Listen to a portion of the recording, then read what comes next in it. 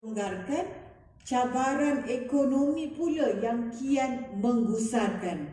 Jadi berdasarkan laporan Jabatan Perangkaan KDNK Malaysia pada suku tahun pertama ini hanya tumbuh sebanyak 0.7% berbanding 4.5% pada suku yang sama tahun lepas. Ini merupakan kadar pertumbuhan KDNK yang paling rendah sejak suku ketiga tahun 2009. Pertumbuhan ini rendah bersangkut paut dengan kadar pengangguran yang tinggi kerana ekonomi yang menguncup bererti tuntutan tenaga kerja yang merudum. Kesannya, kadar pengangguran di negara ini mencapai tahap tertinggi sebanyak 5.3% pada Mei tahun ini. Baru ni laporan dia ada turun sikit lagi. Jadi pakej rangsangan penjana merupakan pakej rangsangan keempat yang diumumkan oleh kerajaan untuk mengatasi kesan COVID-19. Ya, pelan pemulihan ekonomi jangka pendek ini beri tumpuan kepada tiga teras. Yang pertama untuk memperkasakan rakyat, yang kedua nak melonjakkan perniagaan, dan yang ketiga kita nak merangsang semula ekonomi. Selaras dengan keperluan untuk pemulihan ekonomi, kementerian telah mengenal pasti cabaran yang perlu ditangani untuk meningkatkan taraf hidup masyarakat dengan cara memperbagaikan sumber pendapatan rakyat. Menurut kaji selidik yang dilaksanakan oleh Jabatan Perangkaan, rakyat Malaysia tidak mempunyai keupayaan kewangan yang kukuh dalam menghadapi krisis seperti ini. Hampir 71.4% mereka yang bekerja sendiri mempunyai simpanan kurang dari 1 bulan pendapatan. Bahkan 50% yang bekerja sendiri hilang mata pencaharian sewaktu PKP. Akibatnya, majoriti daripada mereka cukup tertekan memastikan kelangsungan hidup masing-masing kerana pendapatan mereka sekarang umpama kais pagi makan pagi, kais petang makan petang. Yang bahagia datuk-datuk, tuan-tuan dan puan-puan, kemiskinan tidak mengenal garis sempadan negeri, tidak membataskan dirinya di rumah kayu atau batu, di bandar atau di luar bandar, dan tidak segan juga menjenguk isi rumah yang dahulunya stabil. Bahkan tanpa memberi salam, ia mampu untuk masuk bermaharajalela di rumah agam saat tuannya diburu hutang. Memandangkan moratorium ini dah bakal berakhir, tapi kita dah ada moratorium yang bersasar, lebih banyak isi rumah di Malaysia sebenarnya terkesan akibat daripada pandemik global ini. Malaysia sebenarnya telah menyaksikan perubahan ketara dalam reformasi ekonomi dan pengurangan kemiskinan. Bayangkan, saat kita mengecapi kemerdekaan sehingga sekitar 1970-an, hampir separuh daripada isi rumah negara ini hidup di bawah garis kemiskinan kebangsaan.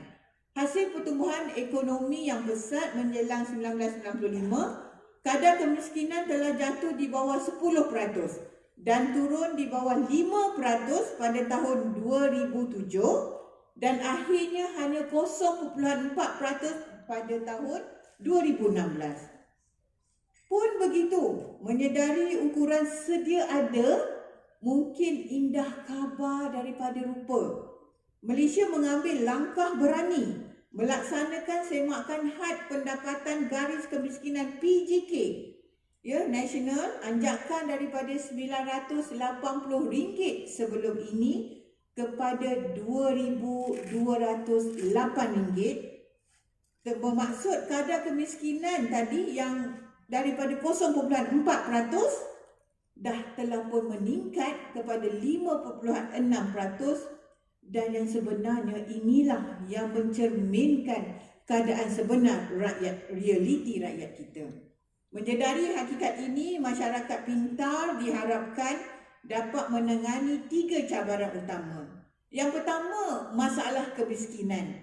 Memandangkan kemiskinan sekarang mencapai paras 5% dengan anjakan tersebut dan kemungkinan meningkat akibat COVID-19, pelaburan kepada ahli masyarakat perlu bersifat lebih strategik, termasuklah dalam nak menangani kemiskinan. Dengan pengumpulan data, pendekatan lebih bersasar dalam bantuan keuangan dan sosial boleh dilaksanakan dengan segera. Inisiatif Cashless Society dengan usaha sama Bank Islam ini dipercayai dapat membantu mengumpulkan data penggunaan wang bantuan kerajaan dan seterusnya membolehkan penyaluran dana yang lebih efisien.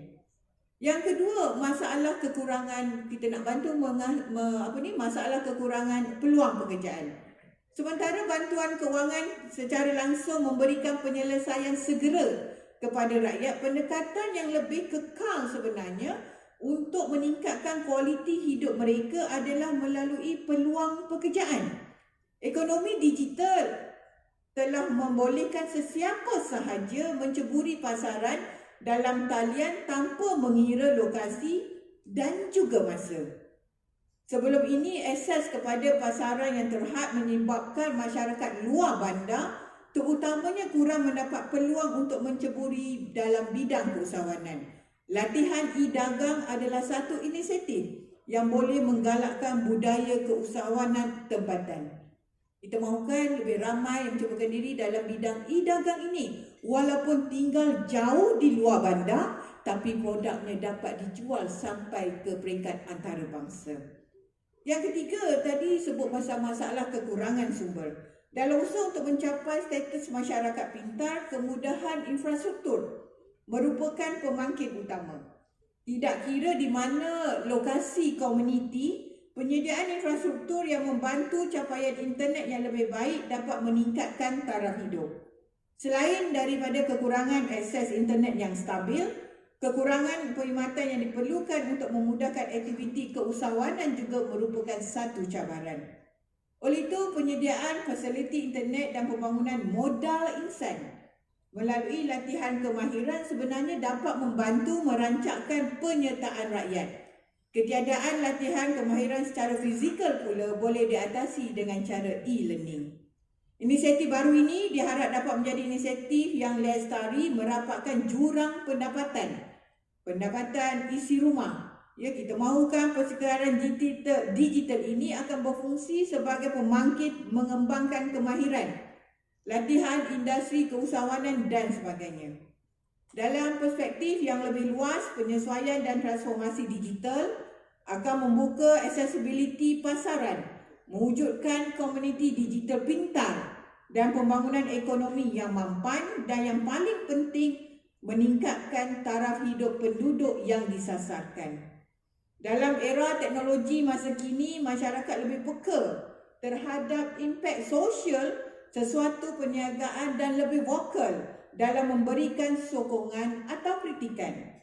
Lensa kritikal masyarakat kini bererti badan korporat yang bukan hanya mementingkan keuntungan, tidak dapat memastikan kelangsungan jangka panjang.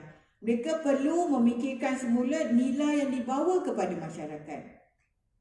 Disebab itu saya suka untuk bersama-sama badan korporat yang untuk mengenengahkan bukan CSR tetapi CSV, Corporate Shared Value, atau nilai bersama dalam modal perniagaan mereka. Pendekatan CSV ini menggabungkan objektif perniagaan dan juga CSR sebagai satu bentuk model perniagaan yang holistik. Model ini menjana keuntungan dan dalam masa yang sama menyelesaikan masalah masyarakat. Oleh itu, CSV ini bukanlah kerja kebajikan, sebaliknya sebagai model perniagaan yang dipacu oleh kehendak untuk menyelesaikan masalah komuniti, memastikan situasi win-win situation dapat dicapai. Itulah yang turut dibawa oleh Kementerian Pembangunan Wanita, Keluarga dan Masyarakat melalui inisiatif ini. Tuan-tuan dan puan-puan yang dirahmati sekalian, membantu masyarakat yang sejahtera melalui perkongsian tanggungjawab yang strategik dan penyampaian perkhidmatan pembangunan sosial yang cekap dan berkesan adalah matlamat utama kementerian. Kementerian ingin meningkatkan sosioekonomi dan juga dalam masa yang sama memupuk budaya digital di dalam kehidupan golongan sasar sebagai satu norma baru. Justru dengan kementerinya memorandum pada hari ini di antara kementerian dan Bank Islam, saya lihat sebagai pembuka kepada kolaborasi kementerian dengan syarikat-syarikat korporat dan juga syarikat-syarikat swasta yang lain. Inisiatif ini akan lebih bertujuan untuk menjadi pembangkit kepada pengembangan kemahiran yang lebih baik, bantuan secara langsung, keusahawanan, pembangunan sosial dan masyarakat yang didukung oleh data dan teknologi. Namun dalam jangka pendek, inisiatif penggabungan data ini membolehkan kementerian mengintegrasi semua bantuan dana yang diberikan kepada penduduk. Hal ini membolehkan pembiayaan tepat kepada sasaran untuk pengusaha serta menyediakan program bimbingan yang khusus kepada mereka yang memerlukan. Dalam gambaran yang lebih besar, penyesuaian dan transformasi digital akan membuka accessibility pasaran, mewujudkan komuniti digital pintar dan pembangunan ekonomi yang mampan, dan yang paling penting meningkatkan taraf hidup golongan yang disasarkan. Saya juga ingin mengucapkan jutaan terima kasih yang tidak terhingga kepada Menteri Komunikasi dan Multimedia Malaysia, Datuk Seri Saifuddin Abdullah, sebagai rakan kongsi yang pertama yang menyahut cabaran ini. Dokongan yang diberikan oleh Kementerian Komunikasi dan Multimedia ini amat kami hargai.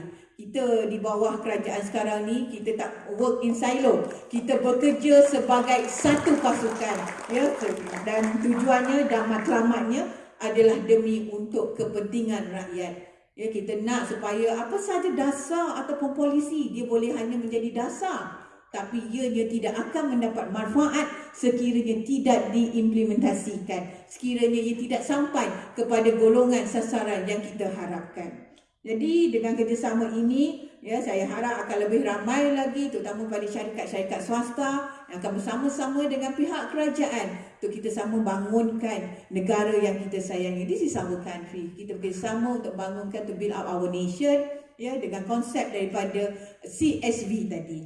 Jadi dalam gambar, dan saya juga mengucapkan ribuan terima kasih, ya, saya sebagai selaku Menteri Pembangunan Wanita, Keluarga dan Masyarakat, saya mengharapkan agar inisiatif dan ini akan terlaksana. Sudah pasti menjadi aspirasi saya untuk memastikan sebarang idea kesejahteraan masyarakat benar-benar direalisasikan dalam ruang lingkup rakyat.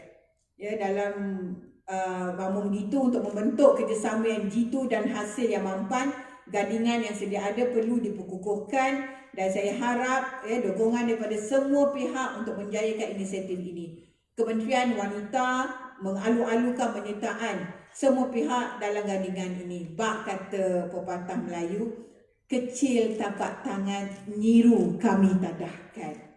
Walaupun kita berada dalam waktu yang mencabar, saya percaya kerja keras dan kerjasama daripada pihak-pihak terlibat dapat membantu merealisasikannya. Negara kita sedang menghadapi krisis. Demi rakyat dan kesejahteraan hidup mereka, marilah kita berganding bahu memastikan kejayaan inisiatif ini. Akhir sekali, terima kasih diucapkan kepada Bank Islam Malaysia Berhad, rakan-rakan strategik yang telah bekerjasama dengan kementerian, dan juga kepada syarikat yang masih belum. Saya dengan rendah hati memohon agar Yang Berbahagia Tan Sri, bagi Datuk, Datin, Tuan-Tuan dapat membantu kementerian dalam menjayakan pelbagai program di bawah kementerian bagi meningkatkan taraf hidup dan kebajikan golongan sasaran kementerian. Maklumlah, nama pun Kementerian Pembangunan Wanita, Keluarga dan Masyarakat. Saya kira semua rakyat, ya, di Malaysia ini tergolong dalam 3 golongan ini. Semoga hasrat murni ini mendapat keberkatan dan keberkatan daripada Allah SWT. Sekian, wabillahi taufiq wa hidayah. Wassalamualaikum warahmatullahi taala wabarakatuh.